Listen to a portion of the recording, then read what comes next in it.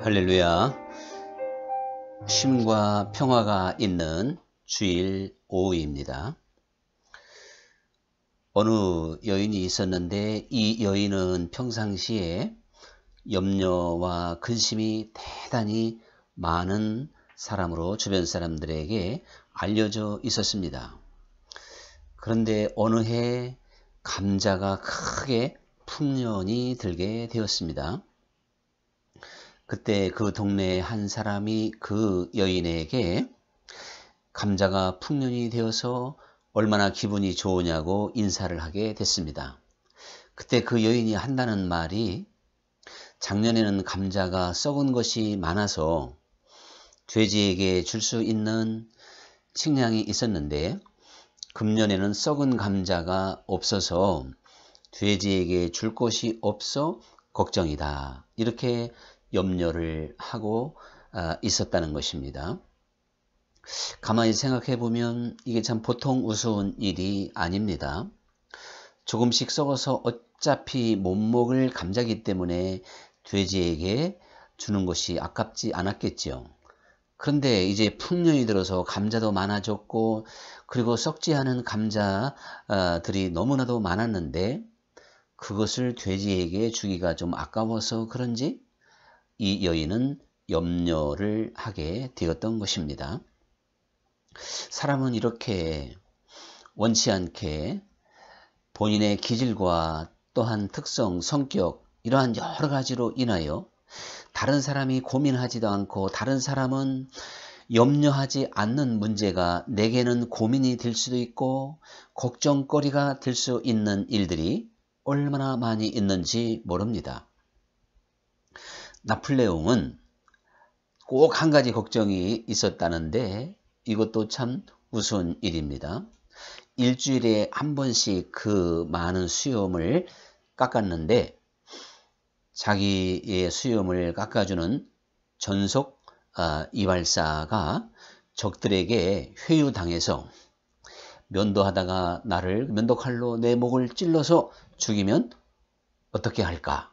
자, 그런 걱정에 늘 쌓여 있었다고 나폴레옹이 고백을 했습니다. 나폴레옹은 내 사전에 불가능은 없다.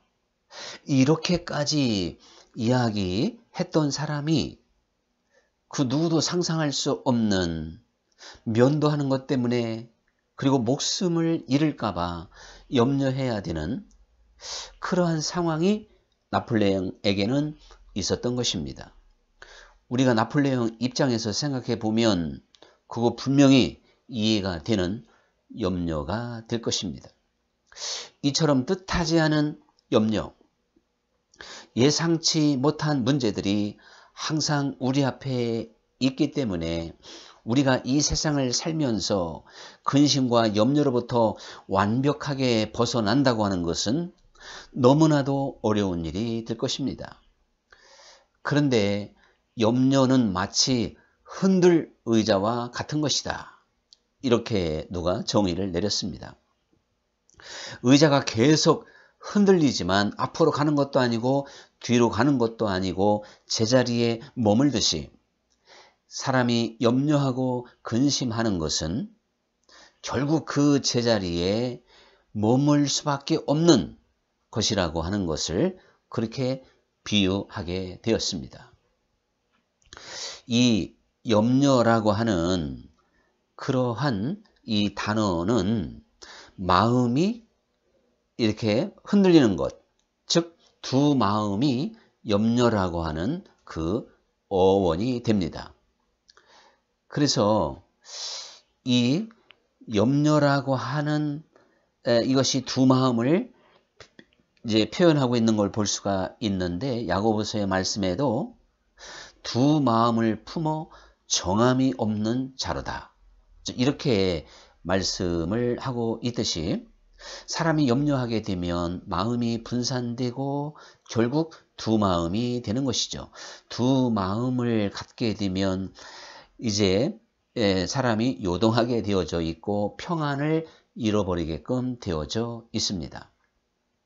이 두 마음을 품어 정함이 없으므로 결국에는 자기 자신을 지킬 수도 없고, 그리고 앞으로 힘있게 나아갈 수 있는 능력도 당연히 상실하게 되겠죠. 어떤 사람이 자기보다도 너무나도 과한 여인과 결혼을 하게 됐습니다.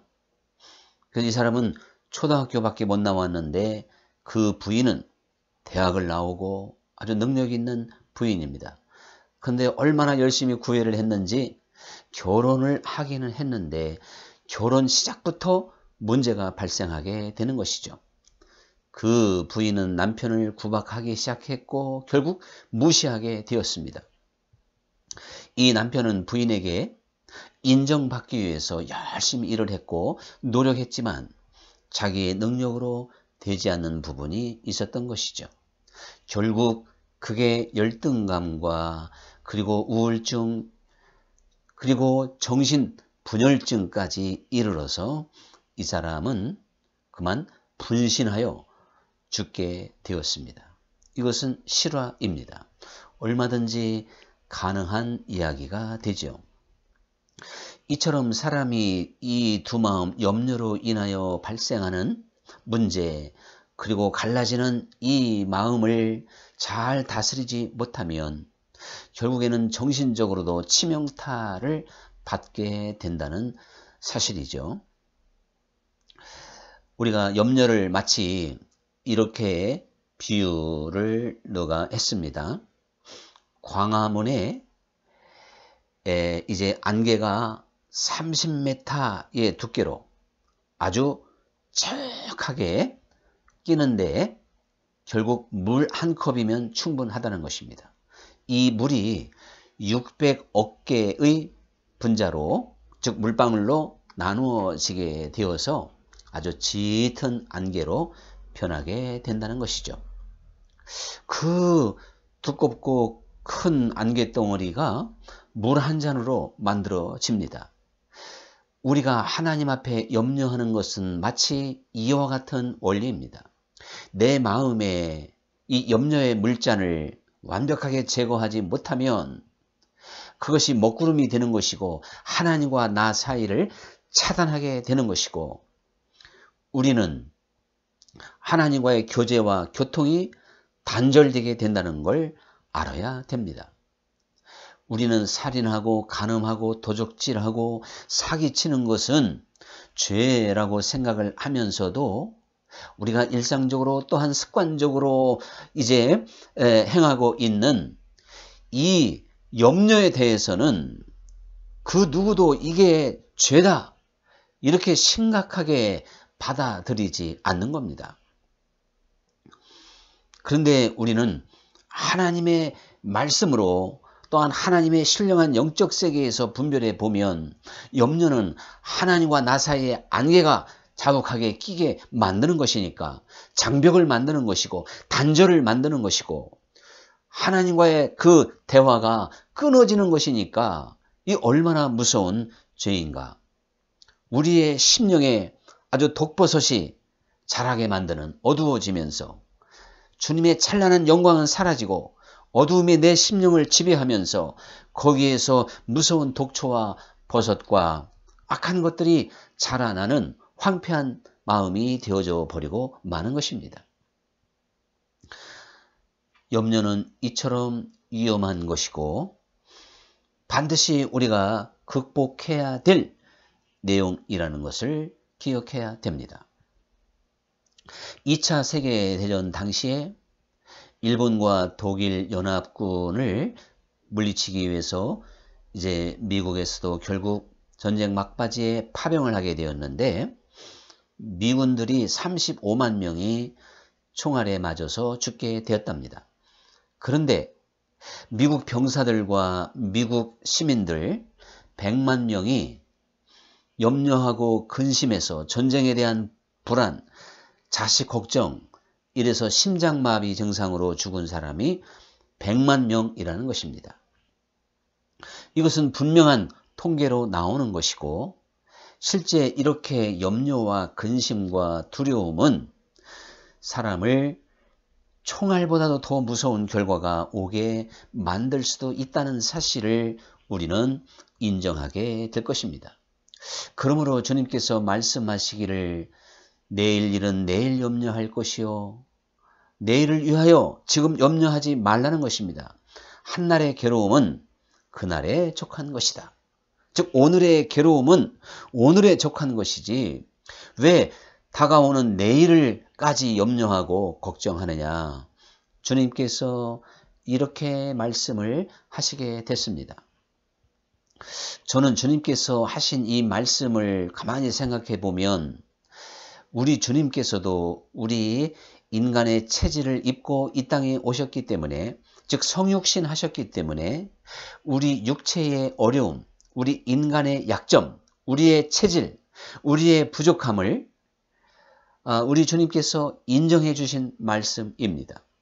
무엇보다도 이 세상이 그렇게 만만한 세상이 아니라고 하는 것을 주님께서 인정해 주시는 말씀입니다. 마치 이것은 주님의 이러한 말씀과 같습니다. 얘들아, 나도 너희와 똑같은 몸을 입고 이 땅에 와서 한평생을 살아보니 과연 육신을 가지고 살아가는 인생들이 이 세상의 모든 환난과 문제와 모든 염려들을 극복하며 그 앞길을 헤쳐나간다고 하는 것이 보통 어려운 것이 아니구나. 나는 너희들의 걱정과 고민과 염려사항을 내가 충분히 인정한다. 그것을 나도 경험하게 되었다. 사실 그 정도의 표현입니다. 그러면서 주님께서 말씀하시기를 이 험악한 세상에서 이겨낼 수 있는 사람은 오직 믿음뿐이라는 것이죠. 믿음이 아니고 어찌 세상을 이기겠느냐. 주님께서 그렇게 말씀을 하십니다. 성육신의 그러한 진리, 성육신의 의미는 여러 가지로 참으로 놀라운 의미가 있습니다. 그런데 무엇보다도 하나님이 인간의 몸을 입고 오셨기 때문에 하나님은 전지전능하시고 무엇이든지 하실 수 있는 분이지만 하나님이 결코 경험해 볼 수 없는 것이 있습니다. 그것은 연약함이고 고난이고 죽음이라는 것입니다. 인간의 몸을 입으셨기 때문에 우리 주님께서도 우리가 가졌던 모든 경험을 똑같이 하신 분입니다. 그 주님이 세상 가운데 있을 때 과연 세상이 강하구나. 그러나 이것보다도 더 강한 게 믿음이니 너희가 믿음이 아니고는 결단코 이 세상을 이기지 못할 것이다. 이렇게 말씀하고 있는 것이며 또한 우리가 능히 믿음으로 이 세상을 이길 수 있다는 것을 우리의 주님께서 우리의 어려움과 또한 우리가 부닥치는 모든 현실을 인정해 주면서 하신 말씀이라는 것을 우리는 알아야 됩니다. 우리와 똑같은 경험을 하셨던 주님, 연약함 속에서 견뎌야 했던 그 주님께서 말씀하시기를 내일 일을 염려하지 말라 이렇게 말씀을 하셨습니다. 주님께서도 육신의 몸을 입고 계셨을 때는 저 하늘에 계신 아버지께 기도하시며 오늘 우리에게 일용할 양식을 주시옵소서 이러한 기도도 드렸던 분입니다.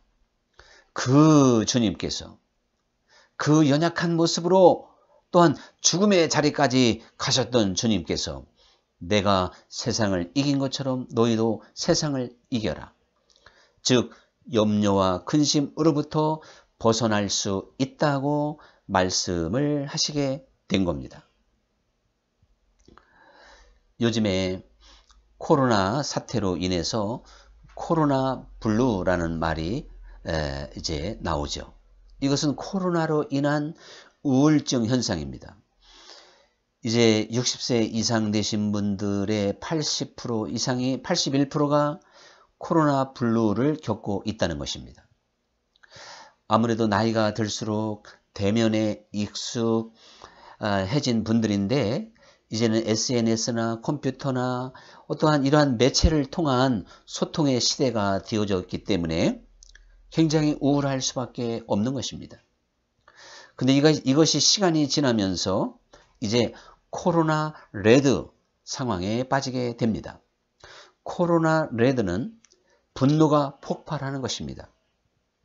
이 장기화된 코로나 사태 속에서 사회적 거리두기, 5인 이상 모임 금지, 어떠한 이 제재 상황을 견디지 못해서 분노가 폭발하는 것이죠. 그리고 좀 더 지나서 코로나 블랙이라고 하는 상황까지 경험할 수도 있습니다. 이미 사업하는 사람들은 사업상 블랙을 선언한 이들이 너무나도 많습니다. 폐업입니다. 모든 것이 끝난 것입니다. 그 사업상은 이렇게 상황상 끝낼 수도 있지만 우리의 심령이 코로나 블랙 현상이 오면 모든 것을 다 포기한다는 뜻이 되는 겁니다. 여러분, 그러나 이 코로나로 인하여 블루 현상, 레드 현상, 블랙 현상을 겪는 사람도 있지만 이 가운데서도 기뻐하고 또한 감사하고 넉넉히 이기며 나아가는 사람도 있다는 사실을 우리는 잘 알고 있지 않습니까? 그 차이가 무엇에 있을까요? 같은 코로나를 경험하면서도 누구는 극복하고 이기고 오히려 기쁨으로 나아가고 누구는 좌절하고 우울증에 걸리고 분노가 폭발하고 결국에는 코로나 블랙 자포자기하는 상황까지 가게 되느냐, 그런 이야기죠. 코로나 상황으로 인하여 지나친 염려와 근심은 우리를 그렇게 멸절시킬 수도 있다는 사실을 우리는 잘 알 수가 있을 것입니다. 어떤 사람이 글을 썼는데 간단하게 제가 인용을 해보면 믿음이라고 하는 것은 모든 것을 하나님께 맡기는 것이다. 그래서 하나님보다 앞서서 염려하고 걱정하는 것은 어린 자녀가 부모보다도 가정일을 더 염려하고 걱정하는 것처럼 어리석은 일이다. 그리고 그것은 부모를 모독하는 일이다.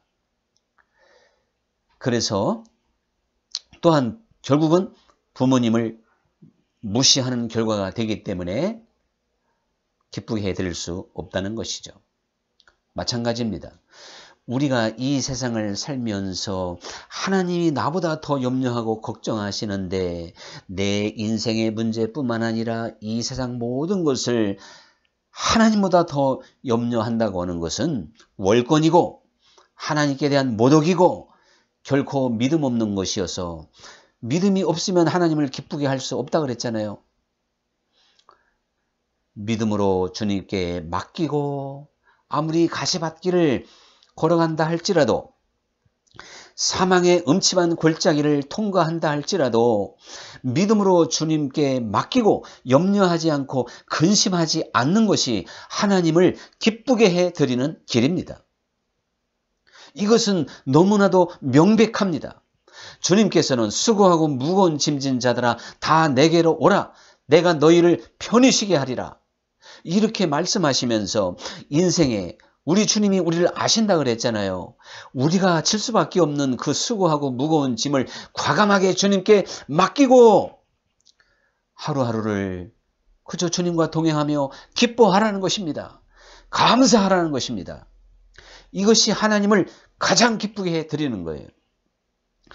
우리가 자녀들이 슬퍼하고 좌절하고 우울증에 걸려 있으면 부모의 마음이 얼마나 고통스럽겠습니까?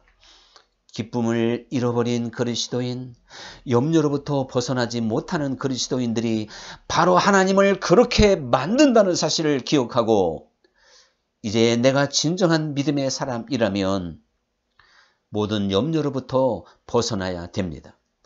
주님께 맡겨야 됩니다. 그러나 냉정하게 생각해 보면 실제적으로 우리는 저도 이렇게 설교하기는 쉽지요. 이 사실을 모르는 사람이 누가 있겠습니까? 그러나 이론과 실제는 다른 것이고 예배 시간과 내 삶의 현장은 너무 달라서 염려하지 말라는 말에 아멘으로 응답을 했지만 내 삶의 자리로 돌아가면 또 근심과 염려가 나를 둘러싸며 짓누를 때가 너무나도 많이 있을 것입니다. 그러나 그것은 정상이 아닙니다. 주님을 기쁘게 드리지도 못합니다. 결코 주님이 원하지 않는 것이며 야고보서의 말대로 한다면 그 믿음 자체가 죽은 것입니다. 우리가 살아계신 하나님을 진정으로 믿는 믿음이라면 염려로부터 벗어날 수 있는 거예요. 하나님은 나를 완벽하게 보호하시기 때문에 그렇습니다. 우리가 하나님께서 이스라엘 백성들을 출애굽시켜서 광야를 지나가게 할 때 얼마나 기가 막히게 그들을 보호해 주셨습니까? 저 하늘에 구름 기둥과 불 기둥을 띄우시고 만나와 메추라기를 내리시고 반석을 쳐서 그 어디를 쳐서라도 이제 그 광야에 물도 없는 곳에 물을 주시며 양식을 날마다 내리시며 그들을 보호하셨습니다. 너희가 40년 동안 의복이 헤어졌느냐 신발이 닳았느냐. 이 얼마나 기가 막힌 말씀입니까?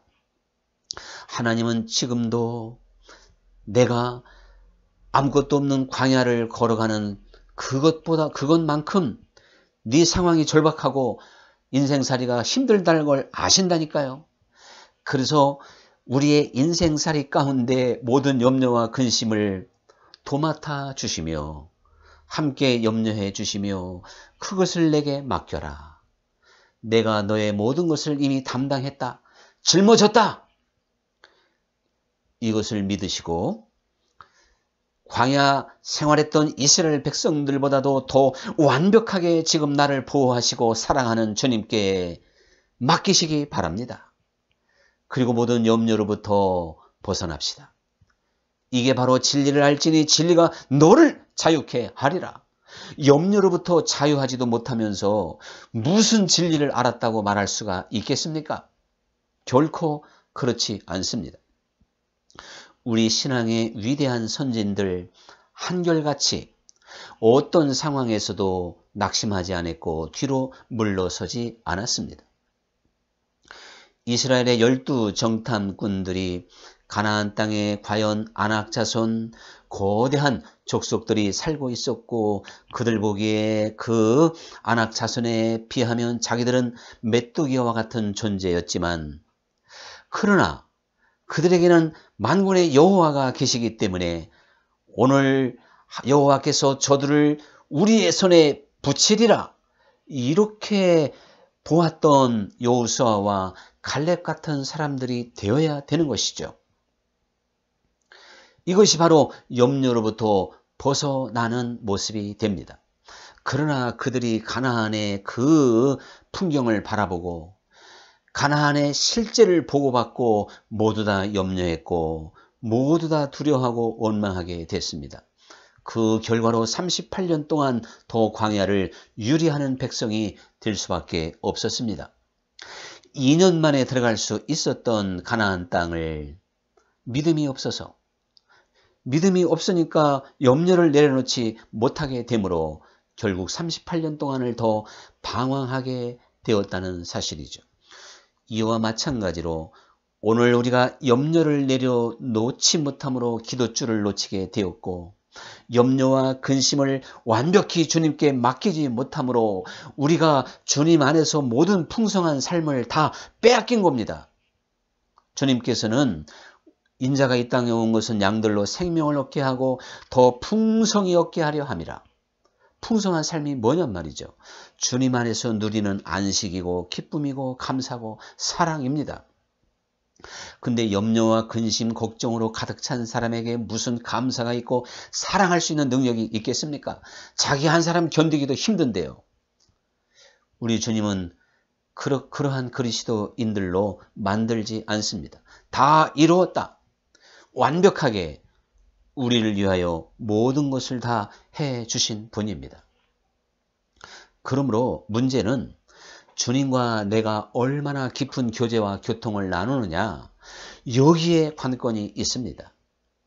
내가 지식적으로 또한 교리적으로 주 예수님을 너무나도 잘 안다고 하여 염려로부터 벗어날 수 없습니다.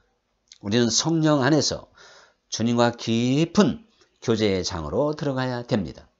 주님과 더불어 날마다 먹고 마시는 교제와 교통의 삶이 나로 하여금 성숙한 신앙인이 되게 만들고, 그리고 내 믿음이 장성해야만이 하나님을 제대로 볼 수 있고 아는 능력이 생겨서 사자굴 앞에서도 담대할 수가 있고 풀무불 앞에서도 과감하게 뛰어들 수 있는 사람이 되는 것입니다. 사실 무엇보다도 내 인생에 내가 주인이 되어져 있으면 아무리 주님을 깊이 알아도 그 사람은 염려할 수밖에 없습니다. 모든 것이 내 것이고 내가 주인이니까요. 최후의 책임자가 나니까요. 염려할 수밖에 없는 거죠. 그런데 여러분, 주님께서는 너는 내 것이라 말씀하셨고, 이제는 우리는 나를 위하여 사는 게 아니고 오직 주 예수님을 위하여 사는 것이 신앙의 세계가 아닙니까? 그럼 나를 위해서 사는 것도 아닌데 내가 좀 실패했으면 좀 어떻고, 내가 좀 어려움 가운데 빠져 있으면 어떻습니까? 모든 것은 주님께서 책임지시고 결국에는 이기게 하시고 실패와 고난과 역경을 딛고 합력하여 선을 이루게 하시는 그 하나님 앞에서 지금 당장 벌어진 일 앞에 염려하고 근심한다면 이 얼마나 믿음이 없고 영적 세계를 모르는 사람이냐, 그런 이야기죠. 이제 내가 내 인생이 내 것인 줄 알고 내가 주인이고 나라고 하는 존재를 부인하지 못하면 그 누구도 염려로부터 벗어나지 못합니다. 그리고 결국은 모든 것은 주님 안에 있다. 주님 손 안에 달렸다고 하는 것을 믿을 수 있어야 됩니다. 우리가 지나간 과거 여러분의 삶을 돌아보면 그때 주님께서 이렇게 간섭해 주셨구나, 그때 주님께서 이렇게 역사해 주셨구나, 피할 길을 예비해 주셨구나, 그때 들었던 생각이 성령의 감동이었구나, 이것을 느낄 때가 너무나도 많습니다. 한평생을 살아본 모든 인생들이라면 내 인생의 순간순간마다 주님께서 개입해 주셨고 함께해 주셨고 주님께서 이기게 해 주셨다고, 주님이 나를 도와주셨다고 고백하지 않을 사람이 누가 있겠습니까? 내가 살아있다는 자체가 지금 주님의 보호인데요. 여러분, 나의 모든 것은 주님 안에서 이루어지는 일입니다. 지금의 모습에 좌절하고 낙심하지 마시고 장차 하나님께서 모든 것을 합력하여 선을 이루시는, 내일 일을 계획하시고 내일 일을 지으시고 성취하시는 주님을 믿고 오늘 감사하고 기뻐하며 맡기며 인생의 길을 걸어갈 수 있기를 간절히 축원합니다. 기도하겠습니다. 감사하신 아버지 하나님, 주님께서 이 세상을 사시고 과연 세상이 강하고 우리 인간의 육신은 너무나도 약하다는 것을 잘 또한 아셨고 인정해 주셨다는 것이 우리에게 참으로 큰 감동입니다. 그럼에도 불구하고 염려하지 마라, 근심하지 말라 하셨사오니 주님, 우리 모두 다 믿음의 사람이 되어서 이제 수고하고 무거운 짐을 모두 몽땅 주님께 맡기고 주님 안에서 즐거워하고 기뻐하고 감사하며 사랑하며 살아갈 수 있게 하여 주옵소서. 예수님 이름으로 기도합나이다. 아멘. 할렐루야. 여러분, 한 주일 동안도 주님과 동행하시며 맡기고 기쁨 가운데 승리하는 삶이 될 수 있기를 축원합니다. 할렐루야. 감사합니다.